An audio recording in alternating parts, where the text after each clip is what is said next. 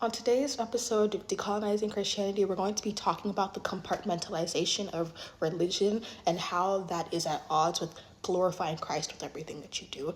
Before we get into it today, I'm almost done, but I'm eating rice and mangoes. It's sweet and spicy. And then I am drinking some matcha. It's really full. I don't want it to spill, so yeah. This is what inspired this video. So it says, spirituality is not a choice for me, it's a lifestyle. It's the air I breathe, the way I move my body, the animals I see day to day. It's in the song that pops up on the radio. It's in the words I hear from those around me. I don't have to take a moment out of my day to be intentionally spiritual. I am intrinsically and naturally spiritual. I don't have to do anything to reach the ethers. One of my biggest beliefs that comes with Christianity is that Christianity keeps people at spiritual kindergarten, that they teach them rules and doctrines, but they never encourage people to grow past them or grow within them. And the way that this is kind of like how you tell a kid, don't lie, don't steal, don't cheat, right? It's similar to learning a skill. You're constantly repeating this in your conscious mind so that it can transfer into your unconscious and become part of your being.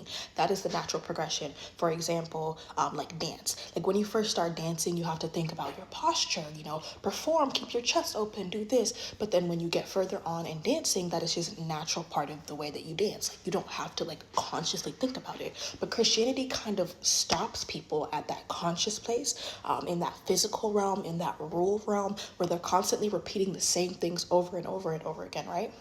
This is because Christianity doesn't really go into the reasoning behind why you do these things, or why they have rules, because not a lot of times there is not much reasoning. Just because I said so, you're supposed to do this, or God said so, you're supposed to do this. And I don't think that that's an effective way to get people to internalize. And I know a lot of Christians struggle with their own beliefs, because they see it as a set of rules rather than a way of being, right? Because if you truly believe that these rules are in place for your good and you value yourself, it doesn't become a challenge. For me, I've been for example, celibacy is a big thing within Christianity. And I know a lot of Christians, they struggle with it.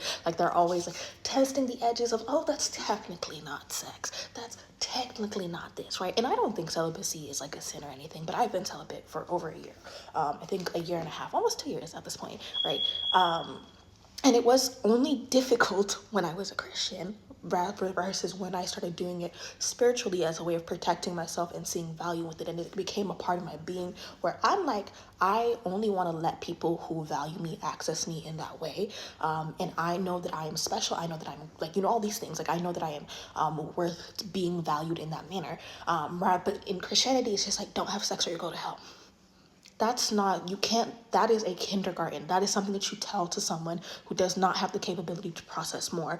And again, this is why people struggle with it, right? Also, I think that this purity culture and this need for perfection also gets into it, because when my spirituality being flawed is a part of that spirituality, it is always moving for me. There is no set goal to get to. It is a direction. It's not a place, it's a direction. It's a way of movement rather than a place. And I think Christianity places being holy or pure or savable as a place you have to get to, this perfectionism. And this perfectionism is the source of anxiety, and it also stops you from actually progressing, right? Whether if you look at it as a direction, I'm constantly moving towards this way, it allows space for you to constantly improve. It implies that you're never going to be perfect, but you're constantly moving towards a certain direction. You're constantly going in a certain way. And I think that's a really important distinction. And this is also why I believe, again, Christianity is, at least the church as we know it right now, is a form of control. Because when they keep people anxious and fear, because, there was this research paper, and I'm going to see if I can link it. There was this research paper that says, if you instill enough fear into a person and attach a set of rules to that fear, they will never question it, even if they are given evidence that puts against those rules. So this fear and this anxiety and this basic level of understanding of spirituality keeps people in a place where they are not able to really think for themselves and really develop their own spiritual self. Because the thing is, if it's just a book, because even in the Bible says you're not supposed to treat it as a book, it's supposed to go into your heart. And if you treat it as just these set of rules, these things, this compartmentalized thing, because religion, when you have religion, it's kind of very compartmentalized. And you can't fully integrate it into your spirit, and so you're stuck listening to let me think of how I'm going to say this.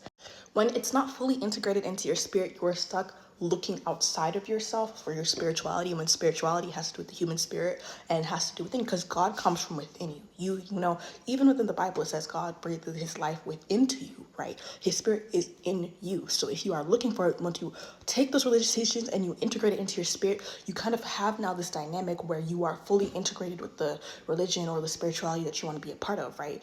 And you can understand and use your own intuition and your own thinking and your own set of beliefs, because your set of beliefs that are fully integrated are aligned with your spiritual beliefs. They're not separate. And Christianity kind of thinks that it says that your beliefs and Christian beliefs are separate, that, oh, if you follow yourself, that you're evil, but that's not how it's supposed to go. Because if you integrate the beliefs, you following your spirit is following those set of beliefs that you have. And I think that it sets people up to be controlled. I guess that's all I have for today.